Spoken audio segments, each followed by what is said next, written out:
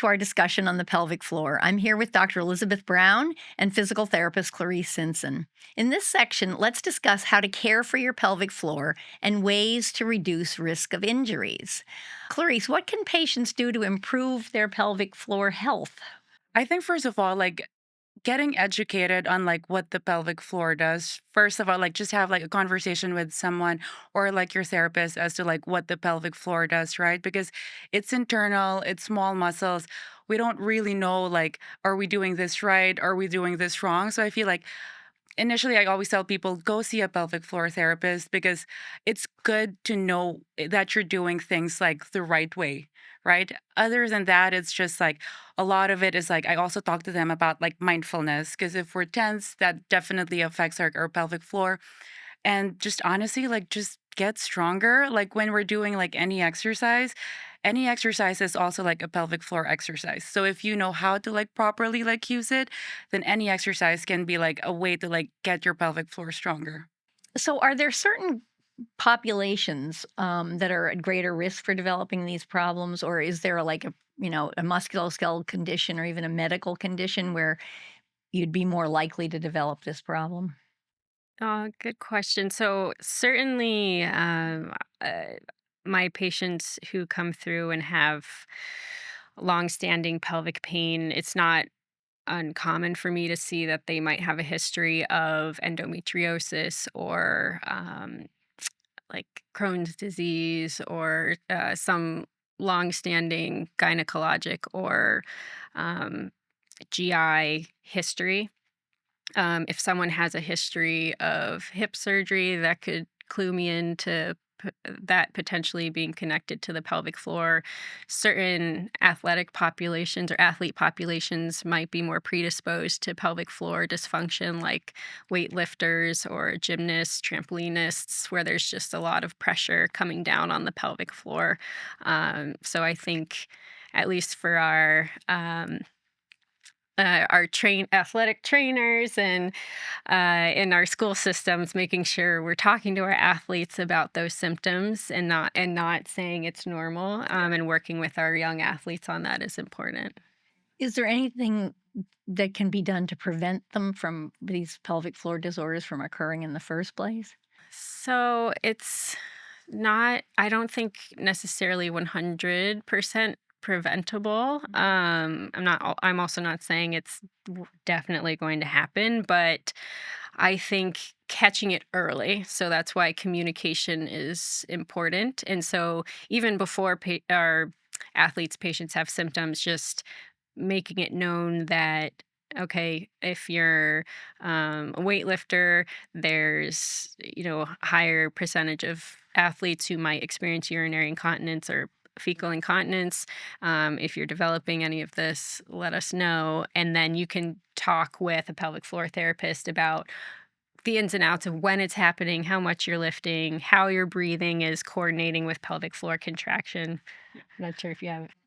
I think I would add I always tell patients don't bear down.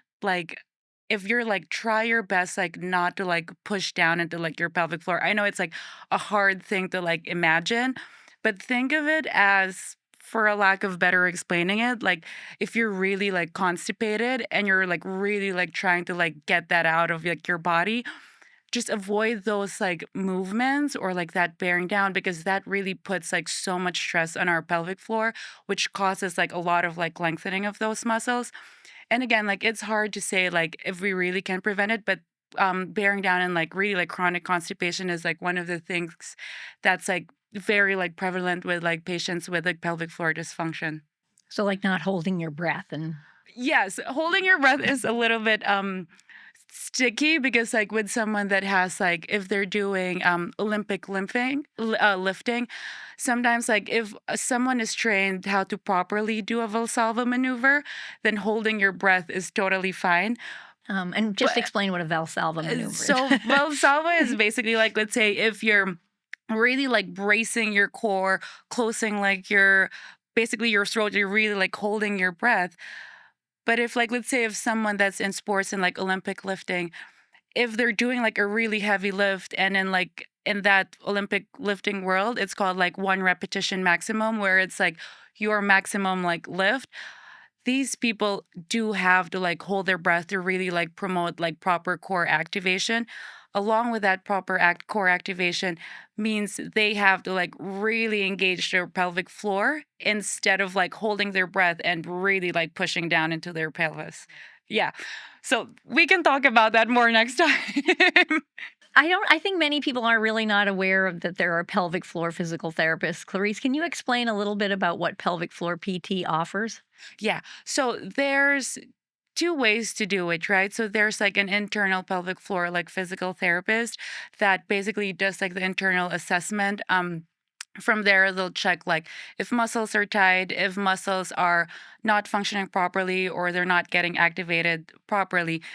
And then from there, you do like your external physical therapy. Like what I mentioned a while ago, it's like making sure these muscles have full range of motion. So once you know that full range of motion, then you get to apply them in other like strengthening, right? So you engage your pelvic floor when you do certain like hip strengthening, core strengthening.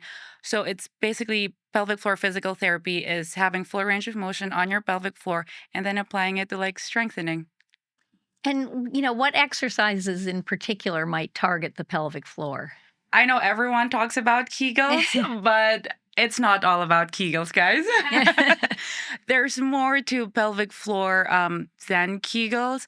So you can go as like simple as like breathing. When we talk about breathing, we're talking about 360 degrees of breathing. We're not promoting shallow breathing. We're really trying to get everyone to like expand through their stomach all the way down to their pelvic floor, and exhaling, same thing, activating pelvic floor all the way up. So that can be a pelvic floor exercise. A lot of hip strengthening, a lot of like hip rotation, hip rotator like strengthening, a lot of core strengthening. So definitely those exercises target your pelvic floor.